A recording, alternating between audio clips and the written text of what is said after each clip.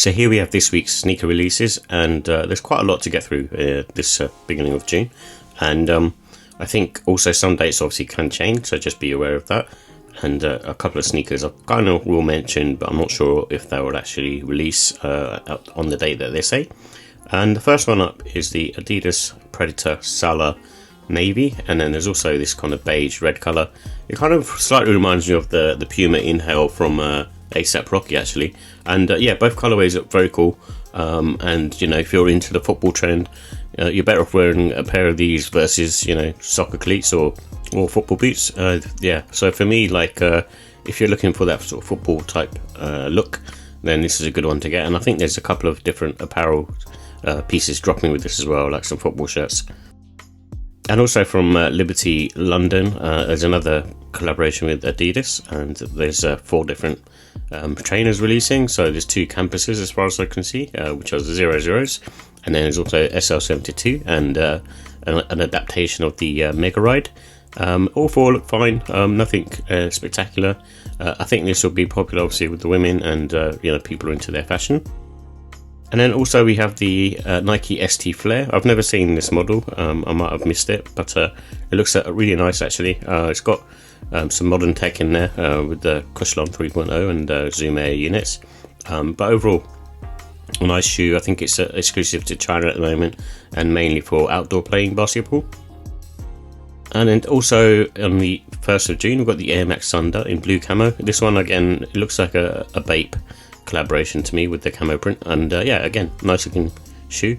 The underfoot feeling of this is really nice in my opinion. Just the upper, if you have a wide foot, then I'll probably stay clear. And then also, which I'm not sure if it actually is releasing now, but I did see these mentioned, but I will mention them anyway, the AirTech Challenge 2 Tart, and this is coming out on the 1st of June, which I think is probably not the correct date, and probably would expect it to release later. Maybe in the US it might have released on the 1st, but typically in the UK and the EU, you normally don't see drops on Sundays. And then also we have the New Balance 471. This is a new silhouette, which I didn't realise at the time, and it's there to kind of compete with the sort of slim silhouettes that you see from Adidas and Nike. And yeah, it looks okay. I'm not really into these types of trainers, but overall still cool. But yeah, it's one of those ones where if you're looking for a sort of slimline silhouette, and I think with these ones in particular, they have a bit more of modern touch to them, so the midsoles are slightly more squishier. And then something which is also was looking to be dropped on the 1st of June, but I don't know if it is now, is the Adistar Control 5 from Adidas, and another clean one. Looks similar to the Adidas Adistar Cushion 3, and that sneaker was also really nice, so expect similar things. The comfort level is kind of similar to an Asics GT2160, and I think this one won't be that much different in all honesty. And also we have the New Balance 2002R Protection Pack returning. This is another nice, you know, trio of trainers that released, I think, back in 2021, and I guess are sort of retroing. And yeah, overall a clean look. I feel these look more like wintry shoes rather than summery shoes, so I think they're kind of releasing at the wrong time, but still, you know, still very nice, and I still think they're relevant in 2025. And then also something from Reebok, we've got the Angel Reese Engine A, pretty gritty. This is obviously a cool sneaker. I think you know, it's had good reviews on it as well. I haven't picked up a pair as of yet, just because I feel like in Reebok stuff in general, it's one of those ones where, you know, it's a bit sort of Marmite really. But I would like to check them out, but I just haven't got around to, you know, picking a colourway that I kind of like really. I'm just not that much of a fan of the black and metallic silver one, but I may have a look on the Reebok site to see what they have there. And then also we have another re-release of the Adidas Climacool 24. You'll probably see these keep restocking a bunch of times or be ready for pre-order, and the reason for that is because obviously they're 4D printed, i.e. 3D printed, which means like they can only produce so many in a certain period of time. So yeah, it's a nice sneaker. I'm not completely bowled over by how it feels on the foot, mainly because of the sort of cross stitching. I just find that a little bit obtrusive when you're sort of walking around, but the looks of it is a 5 out of 5. And then also from Hayley Wilson, we've got this Nike SB Dunk Low Pro. Overall, another one which is clean, and you know, if you're into SB Dunks, and I think this is a good cop. Yeah, it looks nice. You know, the purple hits and the black and the white. Just overall, yeah, I think it's clean. Just not something that I'd be picking up, but I do think it's a good effort. And then also we're supposed to have on the 5th of June the New Balance 990 V6 Mushroom. I think these ones might have already released. I just didn't get around to checking, but it's another one of those where the dates could sort of shift, and New Balance tend to reveal their dates very late, or you know, they'll just release a sneaker randomly. So you know, this might have already dropped in certain places. And then also on the 5th of June, another New Balance is the 2002R Pastel Blue. Seems to be they're pushing the 2002R a bit. I've seen a bunch of these different silhouettes, different colorways releasing. So yeah, 2002R solid. I still prefer the 1906R to the 2002R, but both are pretty much interchangeable, just depends on what you like. And then something which I do really like is the New Balance 992. I found a lot of the colorways have been sitting, but I think these two colorways are probably one of the nicer ones.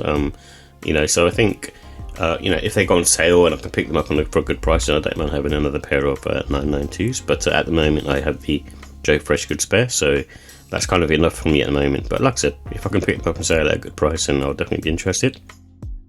And then also we have the return of the AMX Uptempo 95, and this was made famous by Scottie Pippen.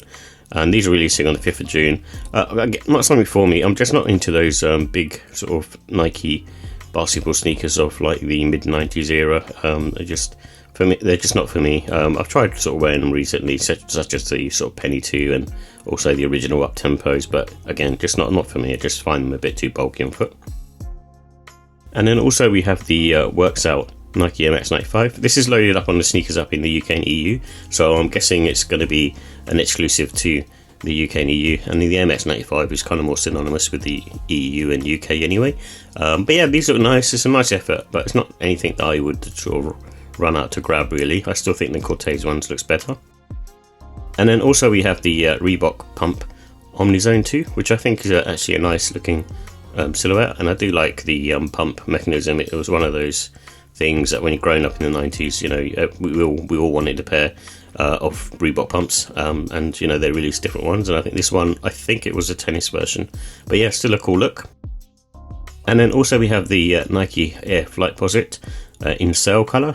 Yeah, I haven't picked up a pair of Flightposits just yet, but I do think they look cool. I just think they'll just be a bit awkward to wear because of the shroud. And then also we have the Adidas Jalen Williams, and this is Harden Volume 9. I thought this was releasing later on because we had like a fall release for this, but it looks like it's coming out on the 6th of June. And just a sort of weird, wacky colourway, which I think works. And again, good one for the basketball court. And then from MLB and Nike MX, so 270s, we've got this City Connect pack, a plethora of different sneakers, and just depends on, you know, which one you like really and which kind of represents your city. But overall, a very cool, you know, pair of, I suppose, collection of trainers, and yeah, overall nice, and nothing really too bad to say, especially if you're into your 270s.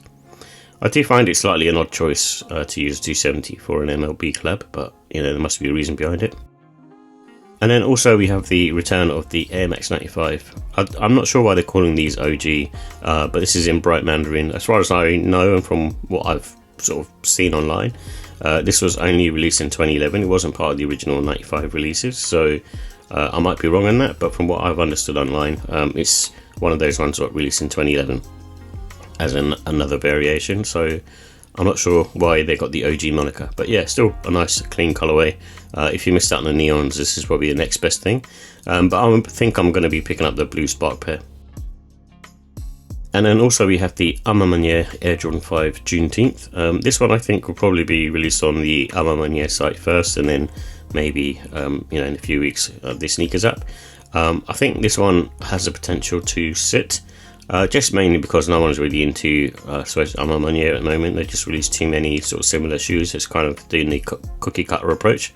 But what I will say is this Jordan 5 and the changes that they made to it make it a really, really nice sneaker. And if you've seen anyone wearing the Dawn or the Dust pair, you know, they look really nice on feet. So yeah, I think this one's still great looking, but it's just not something that I would personally get because I'm not into the Jordan 5s. And if I did, I'd probably rather have the Dawn or the Dust pair, because I still think those two look nicer than this one. But I do like the fact that this one doesn't have sort of age detailing on it. It's quite sort of clean look to it, and I think, again, very good for sort of the autumn times. I'm not sure why they're releasing now. And then also we have the Air Jordan 11 Low Igloo. This one is, you know, again, fine. It's just run-of-the-mill stuff, really. If I was to pick up a pair of Jordan 11 Lows, I'd rather it would be the Breads over these, but, you know, I'm sure for the women it would be popular.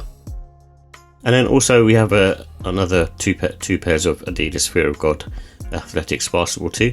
I don't think they'll be bumping out too many of these. I think this one will probably be quite sort of limited in stock, just to sort of drive up demand. But not to say it isn't a solid shoe. I did review the original pair, the black pair that came out. But, you know, overall it's a bit one of those ones where it's a bit mixed, really, in the sense of you can't really use it as a basketball sneaker, but also it doesn't really quite work as a lifestyle sneaker. It's got the combination of both, but it doesn't work in either scenario, you know, because there's better basketball products out there, but there's also probably better lifestyle models to wear. Yeah, so in general, it's, yeah, just I think they kind of missed on this one in all honesty. So yeah,